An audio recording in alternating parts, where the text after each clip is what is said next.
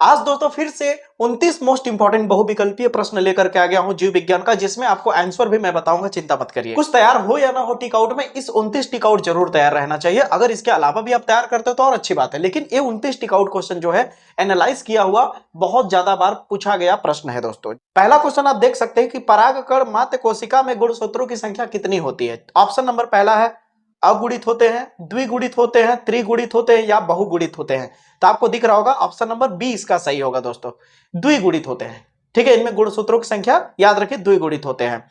इसको देख लीजिएगा। अगला प्रश्न आप देख पा रहे होंगे, कह रहा है बीजांड का वह स्थान जहां बीजांड वृंत जुड़ा होता है, वो कौन सा स्थान होता है दोस्तों? निभाग होता है। समझ आ रही मेरी बातें? कौन सा स्थान होता है? निभाग। निभाग में ही बीजांड वृंत जुड़ा होता है, याद रखिएगा। अगला प्रश्न आप देख पा रहे होंगे, तीसरा प्रश्न कह रहा है निम्न में से कौन सा कूट फल है? ये बहुत ही वायरल, बहुत ही पॉपुलर क्वेश्चन है, छोड़िएगा मत। जिनमें आपका 4 ऑप्शन दिया है, अंगूर, मटर, आम और सेब, जिसमें पहला ऑप्शन आपको सही मिलेगा, सेब होगा इसका। कूट फल पे हमेशा जब भी प्रश्न आएगा तो सेब पे आप टिक लगाएंगे। अब आप यहां पे देख सकते हैं चौथा प्रश्न आपको दिख रहा होगा स्क्रीन पे, कह रहा है निभाग पाया जाता है। अब निभाग कहां पाया जाता है? इससे ऊपर अभी जस्ट क्वेश्चन किस पे था? बीजांड पे था ना, तो यहाँ पे क्या है? बीजांड आपका ऑप्शन सही होगा। तो चौथे का सही जवाब क्या होगा दोस्तों? बीजांड होगा। पांचवा प्रश्न आप देख पा रहे होंगे, कह रहा है एक पराग कोष में परागधानियों की संख्या कितनी होती है? तो जाहिर सी बात है चार होती है। कितनी होती है दोस्तों? 4। तो ऑप्शन नंबर इसका ए सही होगा। छठवां प्रश्न आप इसे देख लीजिएगा, निम्न में से किसमें 23 गुणसूत्र पाए जाते हैं? ध्यान से सुनिए, यहाँ पे 4 ऑप्शन दिया है, ठीक ना। इनमें से 23 गुणसूत्र किसमें पाए जाते हैं? तो इन चारों में आपका सी सही होगा दोस्तों, द्वितीयक उस साइड में। सातवां प्रश्न आप देख सकते हैं, आपको स्क्रीन पे दिख रहा होगा दोस्तों, कह रहा है स्त्री में अंतरोपण के समय भ्रूण किस अवस्था में होता है? ठीक है, 4 ऑप्शन दिख रहा है, जिनमें से आपका ऑप्शन नंबर बी इसका सही होगा दोस्तों। ठीक है, ब्लास्टूला अवस्था में पाया जाता है। किसमें? ब्लास्टूला अवस्था में उस दौरान होता है। ठीक है, अगला 8वां प्रश्न आपका दिख रहा होगा। सारे प्रश्न वायरल, सारे मोस्ट इंपोर्टेंट प्रश्न है, चिंता मत करिए, आप इसे जरूर तैयार कर लीजिएगा। ठीक है दोस्तों, स्त्री में अंडे का निषेचन कहां होता है? फैलोपियन नलिका में होता है। ठीक है, स्त्री का अंडे का निषेचन कहां होता है? ओवम जिसे कहते हैं हम लोग, ठीक ना, फैलोपियन नलिका में होता है, याद रखिएगा। 9वां प्रश्न आपको दिख रहा होगा, टेस्टोस्टेरोन हार्मोन का स्त्रावण कहां से होता है? तो लीडिंग कोशिका से होता है इसका। ठीक है, याद रखिएगा, इसे भूलिएगा मत।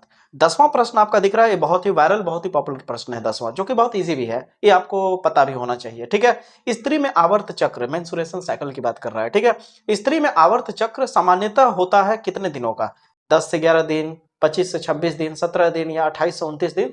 तो 28 से 29 दिन का होता है मेंस्ट्रुएशन साइकिल, याद रखिएगा, भूलिएगा मत।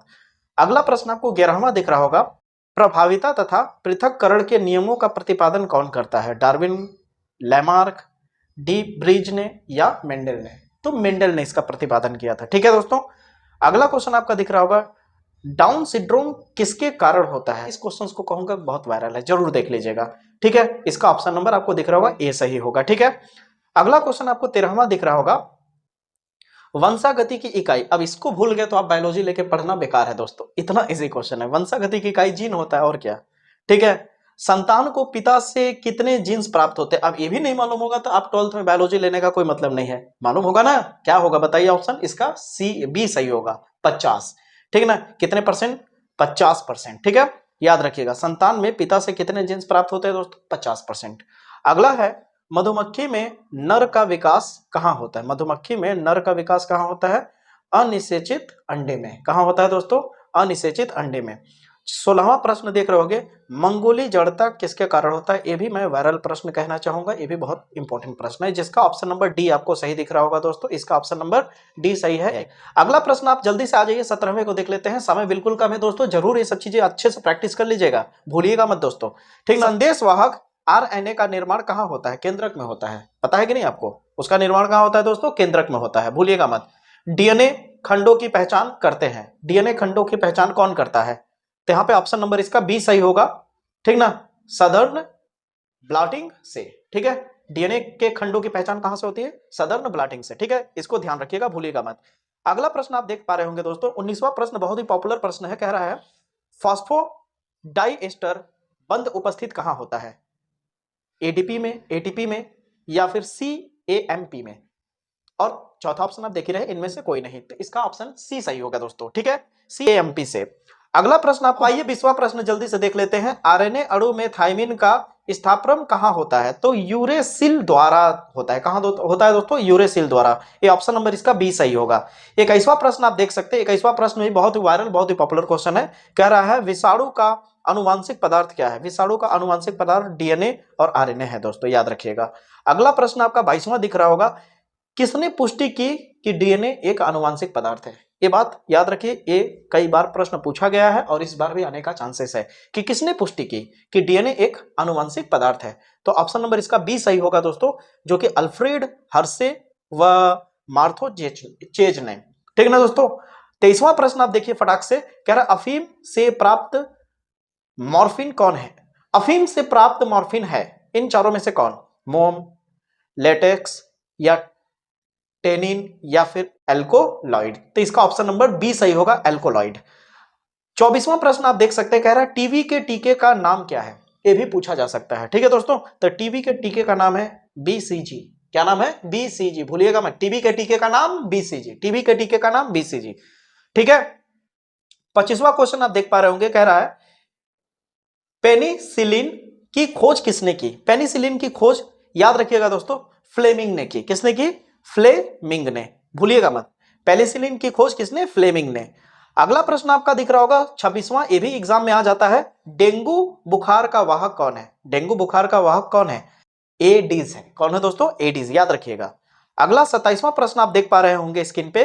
कह रहा है टाइफाइड रोग के जनक का नाम क्या है? टाइफाइड रोग के जनक का नाम है दोस्तों साल्मोनेला। क्या नाम है? साल्मोनेला। भूलिएगा मत। 28वां प्रश्न आपको दिख रहा होगा दोस्तों। एपिसोम निम्नलिखित में से किसके संबंधित है?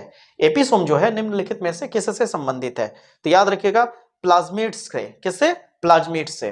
प्लाज्मिड्स, क्या लिखा है? प्लाज्मिड्स। अगला 29वां प्रश्न आप देख रहे होंगे दोस्तों। कह रहा है कौन सा एंजाइम डीएनए को विशिष्ट स्थान पर काटता है? तो याद रखिएगा एंडो न्यूक्लियस पर। किस पे? एंडो न्यूक्लियस पे जाकर के काटता है दोस्तों। तो उम्मीद करता हूं ये 29 प्रश्न जो मैंने बताया ये आपको एकदम अच्छे से समझ आ गया होगा। इसको अच्छे से आप प्रैक्टिस करेंगे। देख सकते हैं जितने भी प्रश्न है दोस्तों, ये सारे वायरल, सारे पॉपुलर प्रश्न है। कोई भी ऐसा प्रश्न नहीं कि जो मन तो उठा करके लाया हो।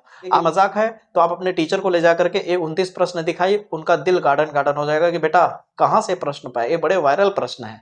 तो इसे जरूर आप देखेंगे। उम्मीद दोस्तों आपको वीडियो पसंद आया हो, नॉलेजेबल लगा हो तो वीडियो को लाइक कर दीजिएगा और अपने दोस्तों तक वीडियो को जरूर शेयर करिएगा। और अगर चैनल पे नए हैं तो चैनल को सब्सक्राइब करके बेल आइकन को प्रेस कर लीजिए ताकि इस बोर्ड एग्जाम में मैं आपका साथ दे सकूं। जय हिंद, जय भारत।